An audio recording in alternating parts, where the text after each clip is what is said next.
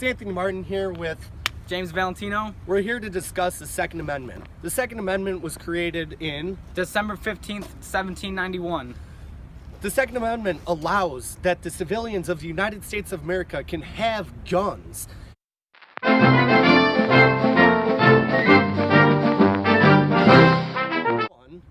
It was stated that guns can be used for well-regulated militia. However, nowadays there's a different viewpoint. People just think that they can have guns for any reason, such as like pleasure or joy. When the Second Amendment was created in 1791, the amendment fit the needs of the forming country. As the Constitution was written, the Founding Fathers wrote the document in order to protect a nation that did not have an army. Now, 233 years later, the amendment is a topic of debate.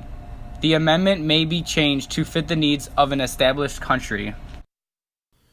Because we have a national army, we no longer have a need for well-regulated militias. With this being said, it is clear that the Second Amendment is out of date. The Second Amendment also states that civilians have the right to bear arms. Understanding the meaning of the second part to the Second Amendment is a hot-button issue. The Second Amendment is interpreted differently throughout the 50 states. Some states, such as Illinois, even have different rules based on your location within the state. Alright guys, it's Anthony Martin. Robert Vaughn. We're here at the 77th State District Office, here to interview Representative Kathleen Willis on gun control. So we're about to walk in now and ask you a few questions. Let's go.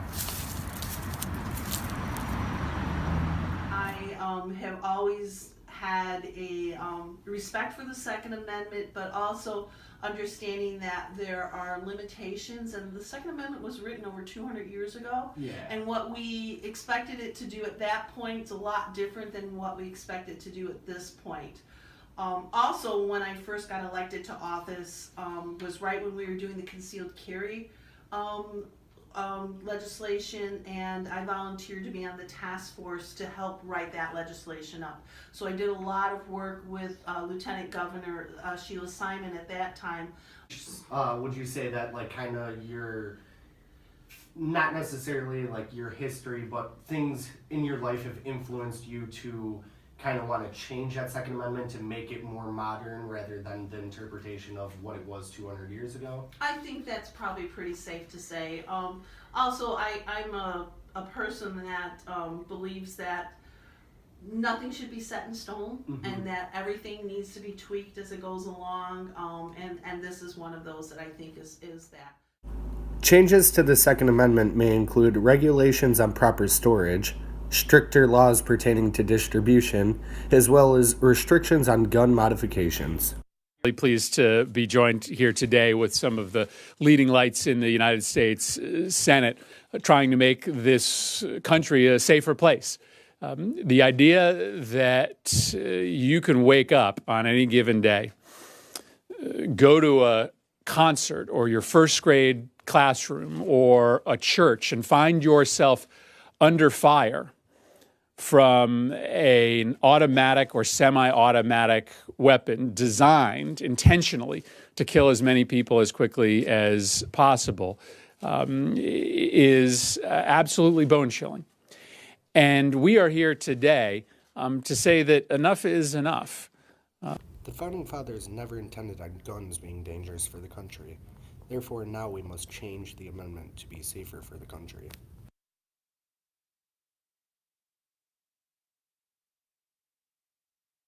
Mr. Hollitz here to ask him a couple questions about gun control. So, Mr. Hollitz, what's your stance on gun control? Well, as far as the Second Amendment, I believe in the Second Amendment. I do wish that in a perfect world that we wouldn't be the way we are. But the reason why I'm for it is because mostly if we do have stricter regulations, I'm worried that the only people not getting it is the good people, the people that are getting the guns. Guns may be used as self-defense or for sport. Some believe that guns are a good thing.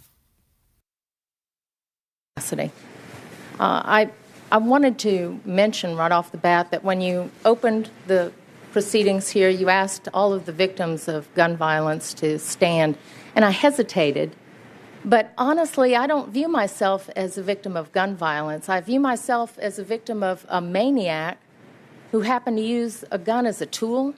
And I view myself as a victim of the legislators that we had at the time that left me defenseless. So that's why I hesitated. In the setting of a school, guns may be dangerous.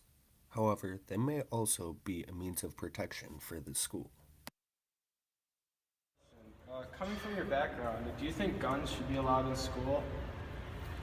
Well, if the people have the right credentials and training again, I believe the more protection a school has for its students, all the better.